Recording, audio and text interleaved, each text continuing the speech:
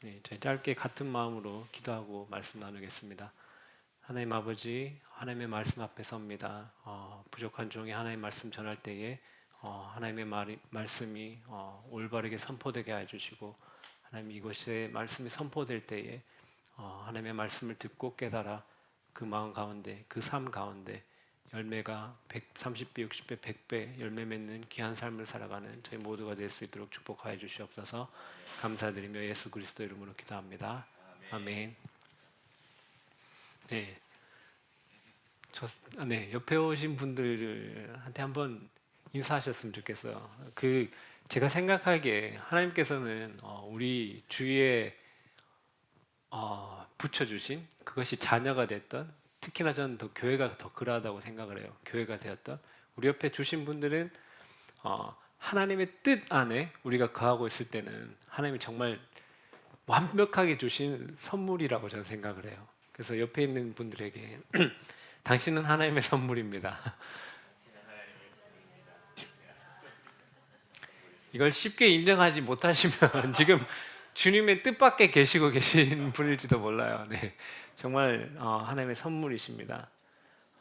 제가 지난 2주 동안 나누었던 이 기도에 대한 걸 짧게 조금만 살펴보고 우리의 기도가 어떻게 변해가야 되는가, 하나님의 말씀으로 어떻게 변해가야 되는가에 대해서 조금만 점검하는 시간을 가지고 오늘 본문 말씀을 나누려고 합니다.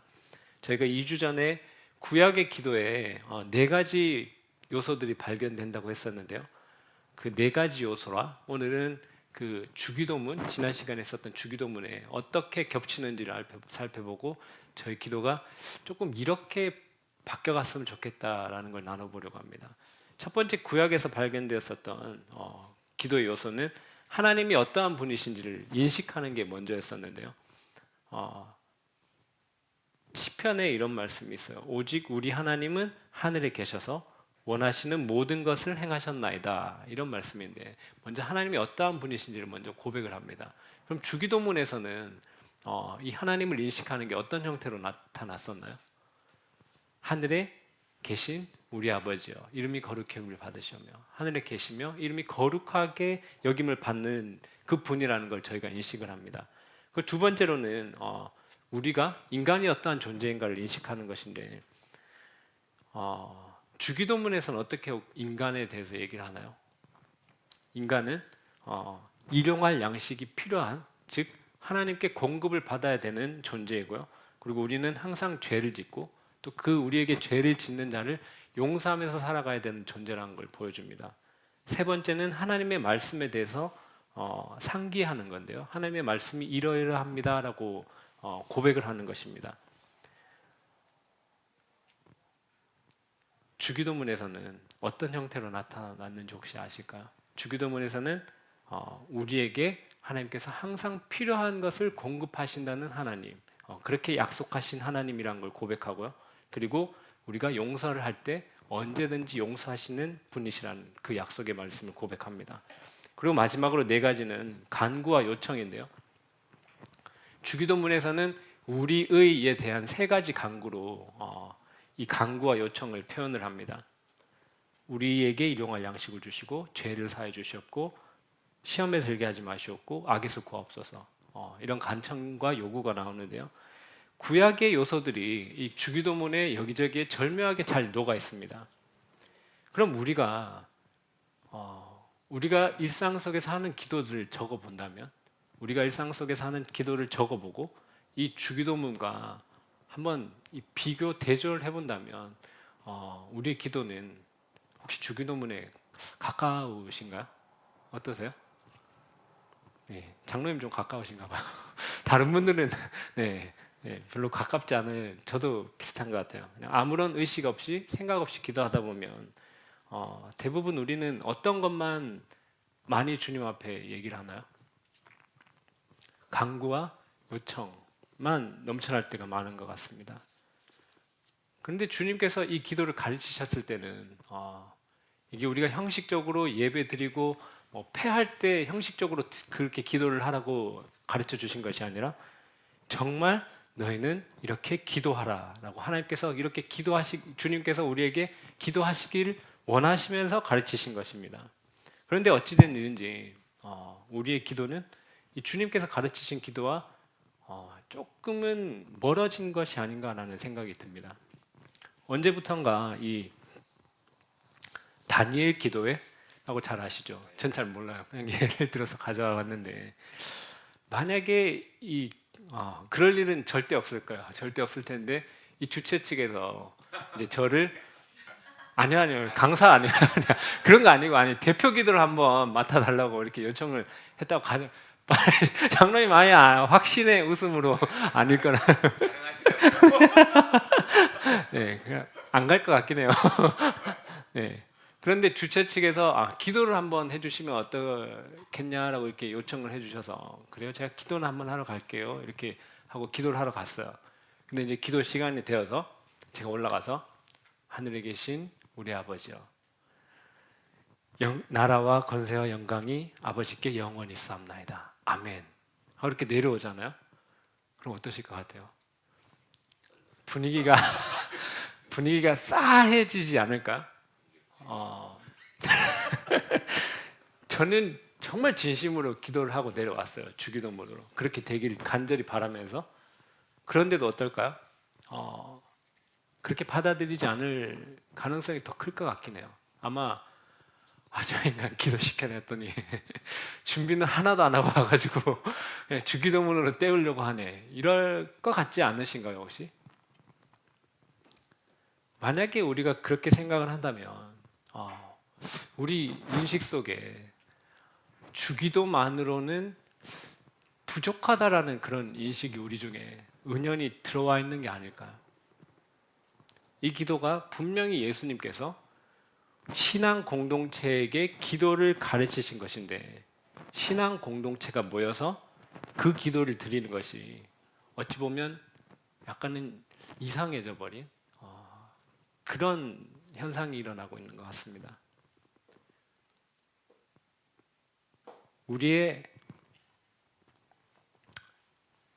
제가 말씀드리는 것은 개인적 간구와 요청을 드리지 말라는 이게 약간 이상해요. 네, 개인적 간구와 요청을 드리지 말라고 말씀드리는 것이 아니라 우리의 기도가 너무나도 이쪽에 예수님께서 가르친 것에 비하면 다른 걸로 할까요? 계속 치직거리지 않나요?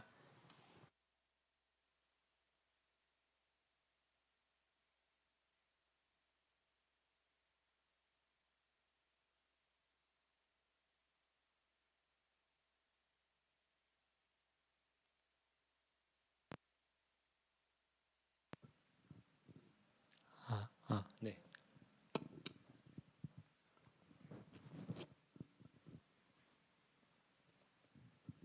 개인적 간구와 요청으로 너무 기울어진 이 기도를 주님께서 우리에게 가르치신 그 기도로 조금 더 돌아오는 것이 좋겠다라는 생각이 들었던 것 같습니다. 이 말씀을 준비하면서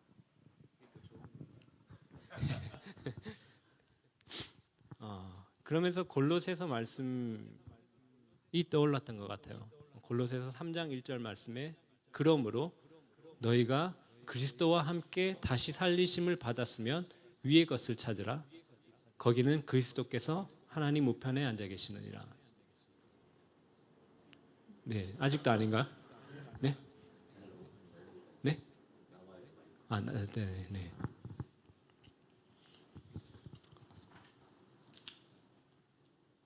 오늘 이제 그 우리의 좀 기울어진 기도가 다시 주님께서 가르치신 그 기도를 조금 더 가까이 왔으면 좋겠다는 마음이 있었던 것 같아요. 그리고 오늘 이제 본문 말씀을 살펴볼 텐데 오늘 읽은 이 본문은 바울이 에베소 교회 성도들을 위해서 드린 기도입니다. 제가 그냥 다른 사람을 위해서 기도할 때 모델로 삼는 기도인 것 같아요. 저에게 특별히 이렇게 기도해 주세요라고 말씀해 주시지 않으면 저는 그냥 이 기도로 그분들을 위해서 기도하는 것 같아요. 여러분들도 저를 위해서 기도하실 때 혹은 교회를 위해서 기도하실 때 이 기도를 두고 기도하시면 참 좋을 것 같습니다. 이 기도는 정말 너무 심오하고 아름다운 기도인 것 같은데요. 제가 찾은 기도들 중에서는 가장 심오하고 아름다운 기도인 것 같아요. 저희가 오늘 본문 14절, 15절 말씀 한번 함께 읽어보도록 하겠습니다. 이러므로 내가 하늘과 땅에 있는 각 족속에게 이름을 주신 아버지 앞에 무릎을 꿇고 비노니. 아멘. 주기도문과 마찬가지로 하나님이 어떠한 분이신가 인식함으로 시작하는 것 같습니다. 이 기도 구조가 조금 복잡해 보이는 느낌이긴 한데 간단하게 정리를 해보자면 여기 16절에 나와 있는 내용이 이 기도의 중심 요청 내용입니다. 이게 16절이 중심 요청 내용이고요. 17절에서 19절 상반절까지는 이 16절에서 드린 기도의 그 결과로 보셔도 괜찮고 단계적으로 이루어진다라고 보셔도 무방한 것 같아요. 그리고 19절 하에는 모든 충만하신 것으로 너희에게 충만하게 하시기를 구하노라. 이것은 이 기도가 모두 이루어졌을 때의 최종 결과라고 보시면 될 것 같아요. 제가 다시 천천히 한번 살펴볼 텐데 16절은 이렇게 기도합니다. 바울이 하나님의 영광의 풍성함을 따라 그의 성령으로 말미암아 너희 속사람을 능력으로 강건하게 해주세요라고 이렇게 요청을 드렸어요. 기도를 했습니다. 이게 가장 중요한 지금 요청, 가장 주된 요청 사항이에요. 다시 해볼게요. 하나님의 영광의 풍성함을 따라 그의 성령으로 말미암아 너희 속사람을 능력으로 강건하게 해 주시길 바랍니다라고 이렇게 기도를 했어요. 이 기도의 전반적인 분위기가 되게 풍성하게 뭔가 이렇게 넘치는 느낌입니다. 먼저 기도를 한 것이 우리 속사람을 성령님께서 강건하게 해주시기를 기도합니다. 근데 강건하게 해주시기를 요청하는데 어떻게 강건하게 해주시기를 요청하냐면 하나님의 영광의 풍성함을 따라서 강건하게 해달라고 요청을 합니다. 하나님의 영광의 풍성함이 얼마나 풍성한가요? 이 온 우주를 다 채우고도 넘칠 그 풍성함인데 바울이 지금 그 풍성함을 따라 우리 속사람을 강건하게 해 주시기를 기도하고 있습니다. 한번 생각해 보겠습니다. 우리 겉사람은요 이제 별 볼 일 없다는 거 아시죠? 네, 젊은 것이 나이를 얘기해서 죄송한데 저희가 나이를 먹을수록 성경에서 말씀하는 것처럼 뭐죠? 우리 겉사람은 낡아지나 후패하나 우리 속사람은 날로 새로워진다고 얘기했던 것처럼 바울은 그런 겉사람을 얘기하고 있는 것이 아니라 속사람을 강건하게 해주시기를 기도하는데 얼마나 강건하게 하나님의 영광의 풍성함에 따라 그러니 하나님 성령 하나님께서 이 능력으로 하나님의 영광의 풍성함을 따라 우리 속사람을 강건하게 해주시면 여러분 그 강건함이 어떠할까요? 우리 얼마나 강건한 사람이 될 수 있을까요? 아마 우리 가운데 그 강건함이 흘러넘치는 하나님의 능력이 온전히 드러나는 그런 강건한 사람이 될 것입니다. 이게 주요 내용이라고 말씀드렸죠. 주요 요청 내용입니다. 성령님께서 우리 속사람을 이렇게 강건하게 하시면 두 가지 일이 일어나는데 요건 제가 성경 전체 오늘 본문을 한번 설명을 드리겠습니다. 성령님께서 우리를 강건하게 하시면요 그 영광의 풍성함을 따라 그의 성령으로 말미암아 너희 속사람을 능력으로 강건하게 하시면 17절입니다. 믿음으로 말미암아 그리스도께서 너희 마음에 계시고 너희가 사랑 가운데 뿌리가 박히고 터가 굳어져서 능히 모든 성도와 함께 지식에 넘치는 그리스도의 사랑을 알고 그 너비와 길이와 높이와 깊이가 어떠함을 깨닫게 됩니다. 이렇게 돼요. 그러니까 성령 하나님께서 우리 속사람을 강건하게 하시면 이런 일이 일어나고 이 모든 게 일어났을 때 19절 하반절에 보면 하나님의 모든 충만하신 것으로 너희에게 충만하게 됩니다. 이렇게 얘기를 합니다. 여러분 그리스도의 사랑에 우리가 뿌리를 내리고 터가 굳어지면 그리스도의 사랑의 너비와 길이와 높이가 깊이가 어떠한지를 알게 되는데, 이 알게 되는 것은 여기서 뭐라고 표현하냐면 지식에 넘치는, 그러니까 뭐요? 지식을 초월하는 알미라는 것입니다. 지식의 한계에 갇혀 있는 사랑이 아니라 우리의 지식을 초월하는 그리스도의 사랑을 알게 된다라고 얘기를 합니다. 여러분, 이런 성경 말씀 보시면 정말 알고 싶지 않으세요 혹시? 정말 그 지식에 넘치는, 지식을 초월하는 그 그리스도의 사랑을 전 너무 알고 싶습니다. 오늘 본문에서도 보면 이 상어 내주의 이미지를 그리는데, 이 상어 내주는 그거죠. 포도나무처럼 그가 내 안에, 내가 그 안에. 여기도 거의 비슷한 표현을 쓰고 있습니다. 예수님이 우리 안에 거하시고 우리는 그분의 사랑의 뿌리를 내리고, 이렇게 표현하는데 이걸 이미지로 한번 떠올려 보시길 바래요. 이렇게 함께 거하게 될 때에 오늘 말씀에서 말하는 것이 식물로 비유를 하잖아요. 식물이 뿌리를 내리고 자라고 꽃을 피우게 될 거고 그 가운데 열매도 맺힐 것입니다. 터가 굳어졌다라고 건물로도 비유를 하는데, 터가 굳어진다면 이 건물은 아름다운 모습으로 세워져 갑니다. 이 식물과 건물 모두 그리스도의 사랑에 기초를 두고 있어서 식물은 결국에는 이 그리스도의 사랑으로 인해 사랑의 열매를 맺을 거고, 건물은 사랑이 넘치는 곳이 될 것입니다. 지식을 초월하는 그리스도의 사랑을 알아가기 위해서는 저희가 성경만 본다고 되지는 않을 거라고 저는 생각을 합니다. 그리스도의 사랑에 뿌리를 내리고 그 결과로서 나오는 그 사랑의 열매들을, 그 공동체 가운데 그 사랑의 열매들이 맺히고 그 사랑의 열매를 우리가 다 같이 맛보게 될 때에 지식을 뛰어넘는, 우리의 이해를 뛰어넘는 그리스도의 사랑을 알게 될 것입니다. 저는 사실 교회에 사람이 많아지고 좋은 건물이 되고 그런 거에는 크게 관심이 없는 것 같아요, 개인적으로.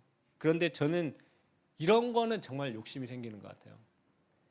지식을 초월하는, 지식을 넘는 그리스도의 사랑, 이런 걸 들었을 때 전 너무 함께 누리고 싶고 함께 경험하게 되기를 너무 간절히 원합니다.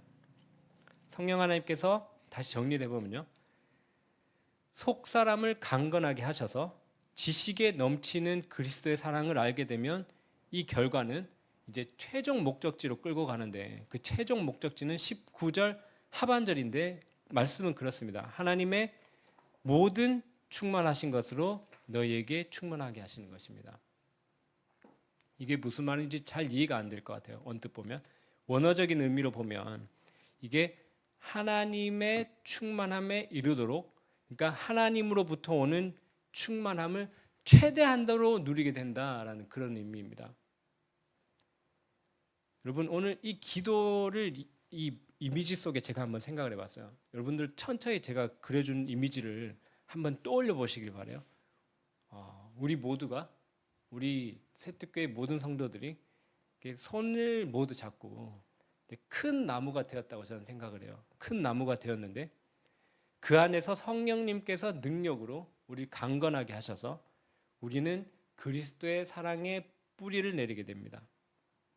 우리 식물을 이 화분에 키워 보신 분들 있잖아요. 제가 여기 아까 하려고 밑에다 가져왔거든요. 여기에 지금 화분에 들어있는 식물이잖아요. 이 식물이 이 화분에 들어가면 신기한 게 뿌리가 꼭 화분만큼 자라요. 가끔 여기서 이렇게 넘어와서 뭐 이렇게 또 하나 생기는 경우가 있긴 한데 대부분은 어때요? 그 화분의 크기만큼 크는데, 자, 우리 다시 한번 이미지를 떠올려 보겠습니다. 우리가 함께 나무처럼 되어서 그리스도의 사랑에 뿌리를 내리면 그리스도의 사랑은 어떤가요? 그 넓이가 크고 넓고 깊어서 뿌리가 어떻게 될까요? 그럼 뿌리가 끊임없이 내려갈 것 같아요. 그리스도의 사랑이 그렇게 크기 때문에.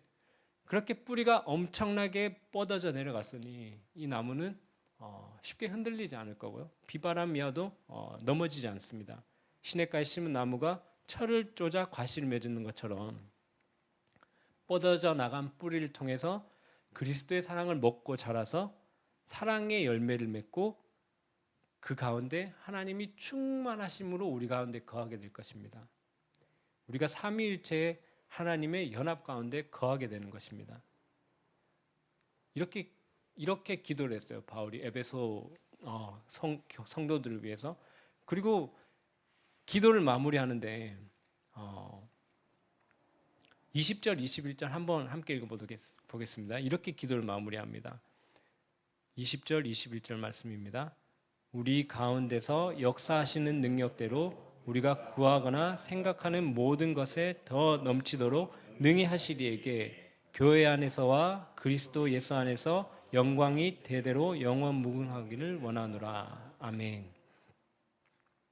저희 새뜻교회가 이 기도와 같은 공동체를 이루어 하나님이 기뻐하시는 사랑의 열매를 많이 맺어드리고 하나님의 영광이 드러나는 공동체가 되기를 축복합니다. 오늘 끝난 것 같았지만 끝나지 않았고요. 오늘 이 말씀을 좀 더 이해하기 위해서는 이 에베소 교회를 조금 더 알아보는 게 도움이 될 것 같았어요. 그래서 이 에베소 교회에 대해서 짧게 설명을 드리자면 이 에베소 교회는 사도 바울에게 좀 특별한 교회였을 것 같긴 해요. 사도 바울이 2차 전도 여행 때 이 교회를 세우고 꽤나 오랜 기간 동안 3년 가까이 여기서 이제 사역을 하고 떠났던 교회입니다.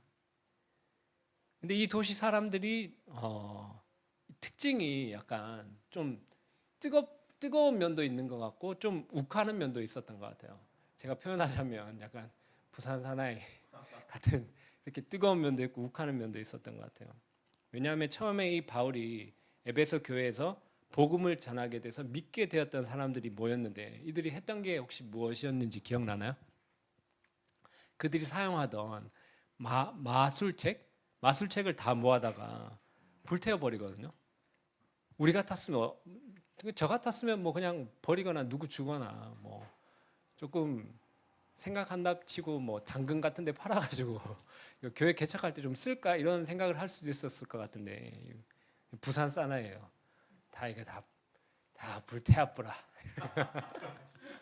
저도 사투리 정경 대구 사투리 그냥 다 불태워버립니다. 그리고 데메드리오라는 이 아데미 신상을 모형을 만드는 은장색이 있었는데 이 예수님 때문에 복음 때문에 이 아데미 여신의 위엄이 떨어진다는 이유로 시위를 했습니다. 그런데 이 시위에 참여한 사람들 중에는 자기가 거기에 왜 있는지도 모르는 사람이 있었어요. 그런데 이 사람들이 몇 시간 동안 뭘 하냐면 에베소 사람의 아데미 여신은 위대하다. 이걸 몇 시간 동안 자기는 거기 있는지 왜 있는지도 몰라요. 그런데 몇 시간 동안 이렇게 소리를 쳤거든요. 그러니까 이 도시 사람들은 약간 뜨겁고 욱하는 기질이 있었던 것 같아요. 근데 이게 좋게 나와서는 신앙적인 열심으로도 묻어 나온 것 같습니다. 바울이 이 에베소 교회에서의 사역을 마치고 이제 예루살렘으로 가면서 에베소 교회 장로들을 밀레도라는 곳에 불러서 그들에게 작별 인사를 건네는 장면이 사도행전 20장에 나옵니다. 사도행전 20장에 나오는데 제가 읽어드리겠습니다. 28절 30절인데요. 제가 읽어볼게요. 여러분은 이제 장로들한테 얘기를 하는 거예요. 바울이 여러분은 자기를 위하여 또는 온 양떼를 위하여 삼가라. 성령이 그들 가운데 여러분을 감독자로 삼고 하나님이 자기 피로 사신 교회를 보살피게 하셨느니라. 내가 떠난 후에 사나운 이리가 여러분에게 들어와서 그 양떼를 아끼지 아니하며 또한 여러분 중에서도 제자들을 끌어 자기를 따르게 하려고 어그러진 말을 하는 사람이 일어날 줄을 내가 아노라. 바울이 떠나가면 누가 온다고요? 이 교회에 사나운 이리가 와서 어그러진 말들을 통해서 이 사람들을 흔든다고 얘기를 했습니다. 이 경고의 메시지를 받은 이 에베소 교회는 이 거짓 교사가 이 교회에 와서 어그러진 말로 그 교회를 혼란하게 하지 못한 걸 잘한 것 같아요. 그 역할을 잘 감당했던 것 같아요. 그 증거가 이제 이 일이 일어나고 40년쯤 지났을 때 요한계시록에 보면 그 요한의 에베소 교회에 편지를 보낸 게 있잖아요. 거기에 보면 잘 드러나는데 제가 또 읽어드릴게요. 요한계시록 2장입니다. 오늘 제가 PPT 안 쓰려고 찾으려고 했는데 불편하네요. 이거 마이크 때문에. 네. 요한계시록 2장 2절 말씀에 보면 이렇게 얘기합니다. 에베소 교회에 보내는 편지예요. 내가 내 행위와 수고와 내 인내를 알고 또 악한 자들을 용납하지 아니한 것과 자칭 사도라 하되 아닌 자들을 시험하여 그의 거짓된 것을 내가 드러낸 것과. 그러니까 이 사람들이 그 경고의 메시지를 받고 어떻게 했나요? 우리에게 사나운 이리가 들어올지 모르니까 이 사나운 이리들이 들어오지 못하도록 잘 막아야겠다. 그렇게 해서 잘 막은 것 같아요. 예수님께서 칭찬해 주셨잖아요. 그런데 그것을 하는 과정에서 뭘 잃어버렸죠? 맞아요. 뭘 잃어버렸을까요? 첫사랑을 잃어버렸습니다. 근데 아이러니하지 않나요? 아까 이 에베소 성도들 위해서 했던 기도는 그렇게 사랑의 터가 굳어져서 이 사람들이 사랑으로 막 이렇게 자라나기를 바랬었는데 이들은 정작 이 거짓 선지자들, 이 사나운 이리들을 잡기 위해서 첫사랑을 잃어버렸습니다. 예수님께서 이렇게 얘기하셨습니다. 그러나 너를 책망할 것이 있나니 너의 처음 사랑을 버렸느니라. 그러므로 어디서 떨어진지를 생각하고 회개하여 처음 행위를 가지라. 만일 그리하지 아니하고 회개하지 아니하면 내가 내게 가서 내 촛대를 그 자리에서 옮기리라. 아멘. 이 에베소 교회 성도들이 그 경고 메시지를 받고 신학적인 정통성을 잘 지켰는데 첫사랑을 잃어버리니 예수님께서 뭐라고 말씀하셨죠? 예수님 보기에는 별 볼 일 없는 교회처럼 되어버려서 너희가 회개하고 돌이키지 않으면 촛대를 그 자리에서 옮겨버리시겠다고 하셨습니다. 여러분 고린도전서의 사랑장이 혹시 떠오르지 않으시나요?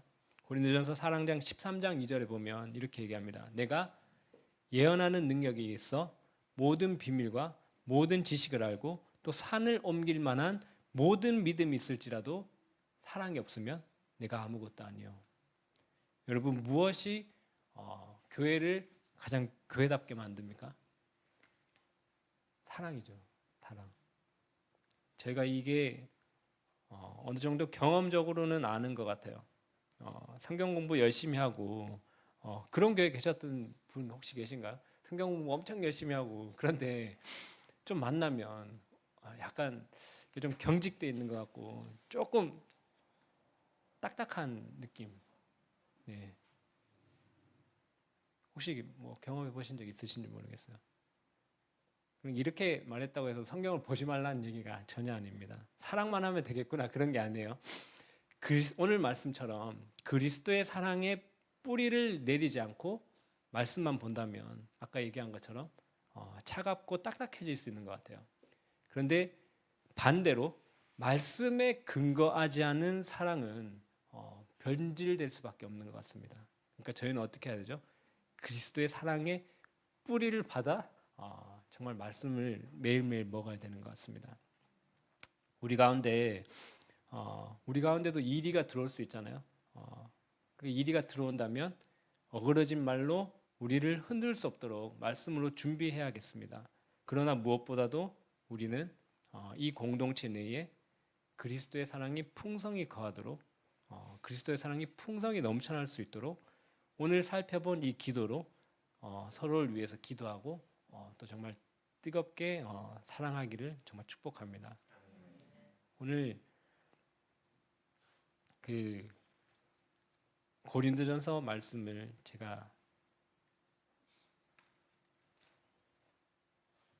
하나 읽어드리겠습니다. 고린도전서 12장 31절 말씀인데요. 너희는 더욱 큰 은사를 사모하라. 내가 또한 가장 좋은 길을 너희에게 보이리라. 하고 어디로 들어가죠? 고린도전서 13장으로 들어갑니다. 가장 큰 은사가 무엇일까요? 사랑이에요. 사랑. 네. 오늘 원래 찬양은 내가 천사의 말 한다 해도였는데 찬양곡이 바뀌었습니다. 저희 찬양 함께 드리고 기도했으면 좋겠습니다.